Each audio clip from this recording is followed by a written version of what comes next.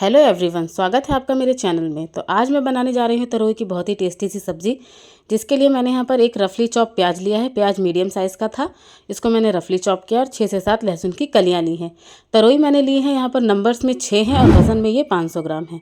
तो इन तरोइयों को मैंने छील के धो लिया है अच्छे से और अब मैं इसके बीच से लंबे लंबे पीसेस काट रही हूँ। इसे हमें नॉर्मल ऑर्डिनरी तरोई के जैसे नहीं काटना है, जैसे हम बीच से काट के 2 पीसेस कर देते हैं।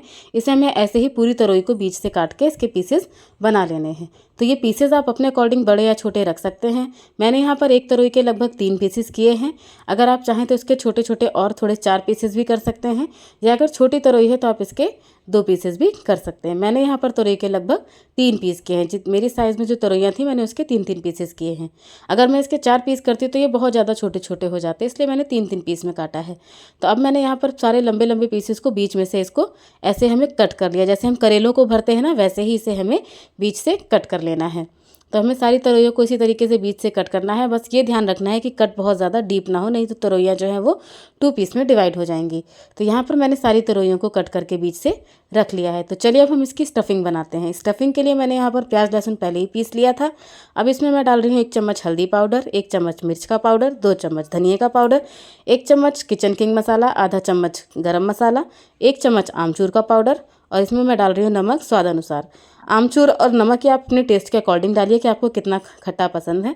अगर आप ज़्यादा खट्टा खाना पसंद करते हैं तो आप आमचूर की क्वांटिटी बढ़ा सकते हैं, अदरवाइज़ आप इसको ऐसे भी रख सकते हैं। अगर आप चाहें तो इसमें आप करौंदा है या आम, कच्चा आम होता है, वो भी इसमें मिक्स कर सकते हैं। तो इस सीज़न में कच्चा आम मिलता नहीं है तो मैंने आमचूर का यूज़ किया है। तो मसाले हमारे तैयार हैं।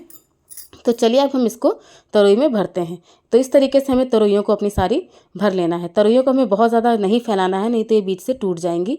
और मसाले हमें इसमें उंगलियों से ही फिल करने हैं। अगर हमने इसमें ज़्यादा जोर दिया तो तरोई हमारी फट सकती है। तो इस तरीके से हमें अपने सारे मसालों को तरोइयों में बीच में फिल कर लेना है। तो तरोइयाँ हमारी भर चुकी हैं। तो चलिए चलते हैं, इसको अब पकाने की तैयारी करते हैं।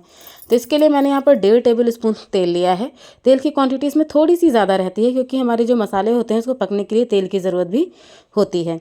तो जैसे ही हमारा तेल यहाँ पर गर्म होने लगेगा, हम इसमें डालेंगे कुछ खड़े मसाले। खड़े मसालों में मैं इसमें सिर्फ जीरा, जो कि मैंने आधा चम्मच लिया था, और 1 चुटकी हींग का यूज़ कर रही हूँ इसमें। और हमें कोई खड़े मसाले इसमें नहीं डालने हैं। ये बहुत ही सिंपल सी रेसिपी होती है और घर के बेसिक मसालों से ही तैयार हो जाती है। तो इसके लिए आपको कोई भी ज़्यादा चीज़ें ढूंढने की या किसी चीज़ की ज़रूरत नहीं पड़ती है। इसमें मेहनत भी बहुत कम लगती है और बहुत ही जल्दी बन के तैयार होती है।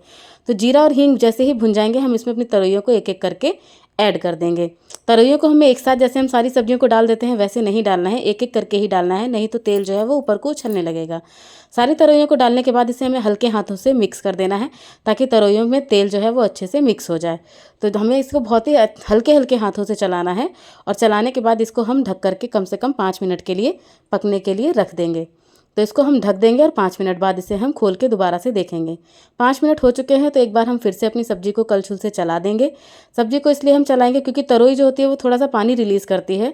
तो थोड़ा सा पानी रिलीज़ होने के बाद तरोइयाँ हमारी नम हो जाती हैं और जो मसाले हैं वो भी थोड़े से हमारे बाहर आ जाते हैं। तो इनको चलाने के बाद हम इसको फिर से 5 मिनट के लिए रख के पका देंगे। 5 मिनट बाद हम इसको खोल के देखेंगे तो सब्जी हमारी लगभग ये पक चुकी है। तो इसको एक बार हम कलछुल से अच्छे से चला देंगे, और चलाने के दौरान ही हम इसे एक बार चेक कर लेंगे कि सब्जी हमारी पकी है या नहीं। तो यहाँ पर मेरी जो तरोई है वो मसाले हैं वो पूरी तरीके से पक करके तैयार हो चुके हैं। तो चलिए अब इसको सर्व करने की तैयारी करते हैं। तो इस सब्जी को आप चाहें तो दाल के साथ भी बना सकते हैं, दाल के साथ सर्व कर सकते हैं। आप चाहें तो इस सब्जी के साथ आप चावल भी खा सकते हैं। ये सब्जी चावल के साथ खाने में बहुत ही ज़्यादा टेस्टी लगती है, क्योंकि जो इसमें मसालों का फ्लेवर होता है ना, और जो आमचूर का टेस्ट आता है वो बहुत ही यमी होता है। तो इस सब्जी को आप चाहे तो दाल चावल के साथ भी बना के खा सकते हैं, आप चाहें तो खाली सब्जी के साथ भी चावल खा सकते हैं, पराठों के साथ यूज़ कीजिए, रोटी के साथ यूज़ कीजिए, या सब्जी ऐसी है कि आप इसे किसी भी चीज़ के साथ यूज़ कीजिए, ये बहुत ही टेस्टी और यमी लगती है। तो ये सब्जी देखिए मेरी बन करके तैयार है। ये सब्जी इतनी टेस्टी होती है कि आप इसे बच्चों के टिफ़िन में भी दे सकते हैं। जो बच्चे तरोई नहीं भी खाते हैं ना, वो इसे बहुत ही मन से खाएंगे। तो ये देखिए हमारी सब्ज़ी बन करके एकदम तैयार है। तो अगर आपको मेरी ये रेसिपी पसंद आई हो तो प्लीज़ लाइक करें, वीडियो को शेयर करें और मेरे चैनल को सब्सक्राइब करें।